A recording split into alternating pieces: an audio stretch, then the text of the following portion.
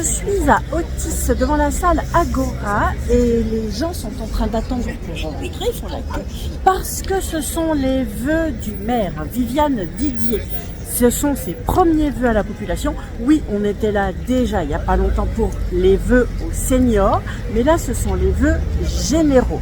Et donc on va rentrer dans la salle Agora où le maire est en train d'accueillir tout le monde, le maire et l'équipe municipale bien sûr.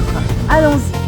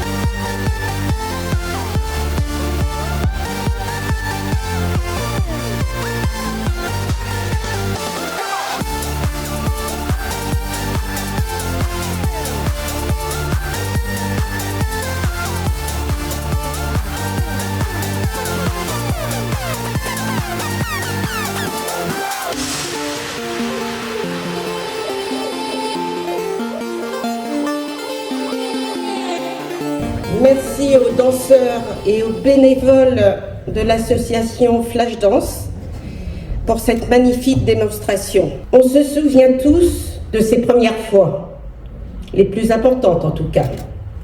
Première voiture, premier travail, première paye, premier baiser, première rupture, premiers émois. Toutes ces premières fois laissent une trace indélébile dans notre mémoire et restent ancrées en nous. On en est souvent fiers, on en est un peu parfois gêné.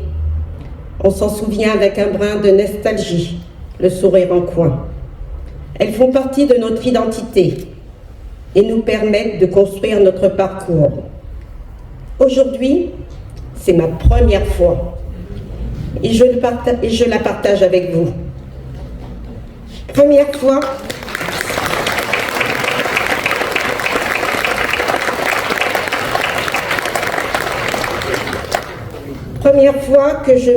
que j'adresse mes vœux à la population en tant que maire, suite à mon élection du 10 janvier dernier, après le départ de mon prédécesseur et ami Bernard Corneille. première fois que j'occupe une si belle fonction et je mesure à quel point elle sera rude. Rude, mais exaltante. Remontons un peu dans le temps et attardons-nous sur les actions réalisées à Otis en 2023. Comme évoqué tout à l'heure, l'année qui vient de s'achever marquait aussi la mi-mandat et nous entrons à présent dans sa 4e année. Au regard des conditions dans lesquelles il a démarré, au regard des engagements que nous avons pris devant vous, au regard des événements qui se sont succédés, nous n'avons pas à rougir de ce bilan à mi-parcours.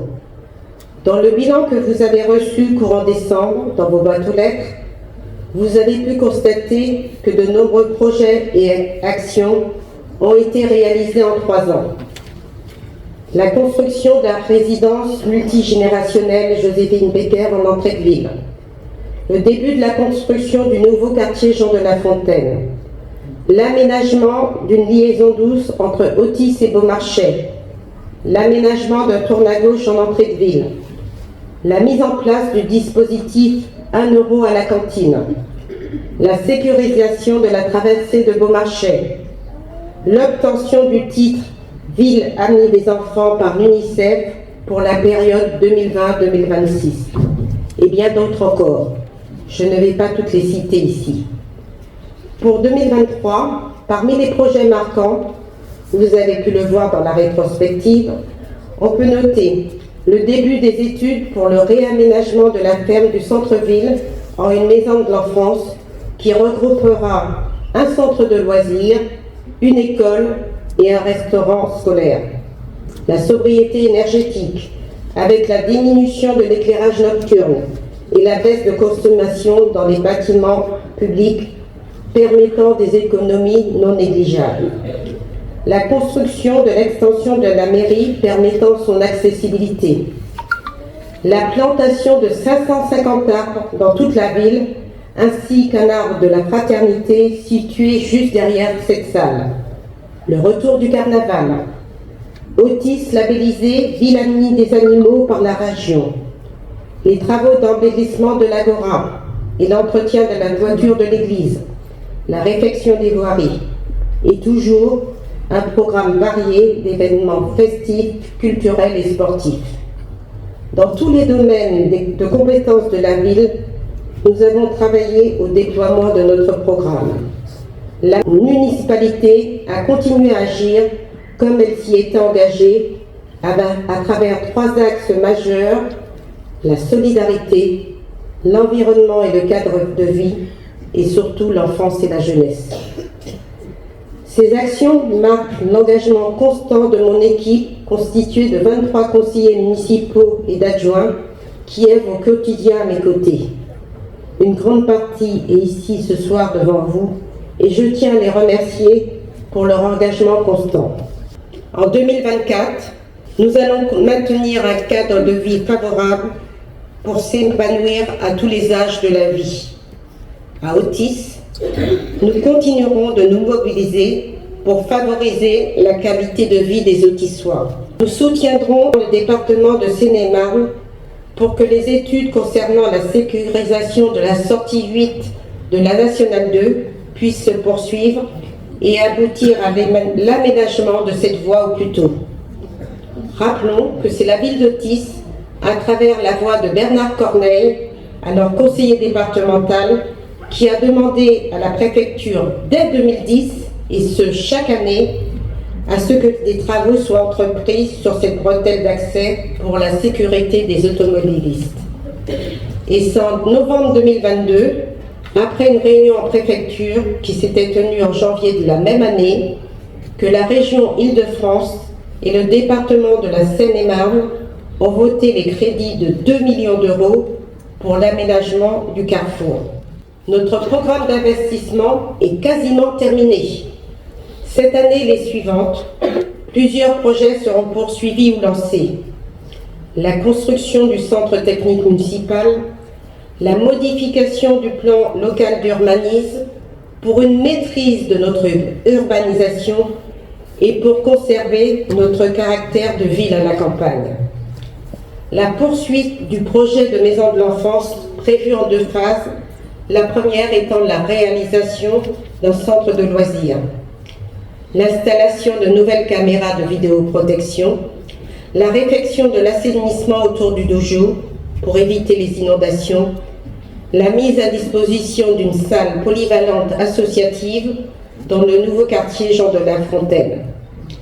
À cela s'ajoute la candidature au label Ville active et sportive, la poursuite des animations culturelles, festives et sportives, la création d'un conseil municipal des jeunes qui participera avec le conseil municipal enfants aux différentes commémorations afin de préserver l'essentiel devoir de mémoire, mais aussi l'organisation d'actions solidaires et intergénérationnelles. Il y aura aussi la candidature de la ville pour le renouvellement du dispositif 1 € à la cantine, les traditionnels travaux de voirie et d'éclairage public, les travaux de mise en accessibilité, l'entretien des bâtiments, des écoles et des terrains. Comme le disait Jacques Brel, je vous souhaite des rêves à n'en plus finir et l'envie furieuse d'en réaliser quelques-uns. Et bien évidemment, je vous adresse tous mes vœux de santé et je compte sur vous pour conserver une forme olympique. Merci à vous.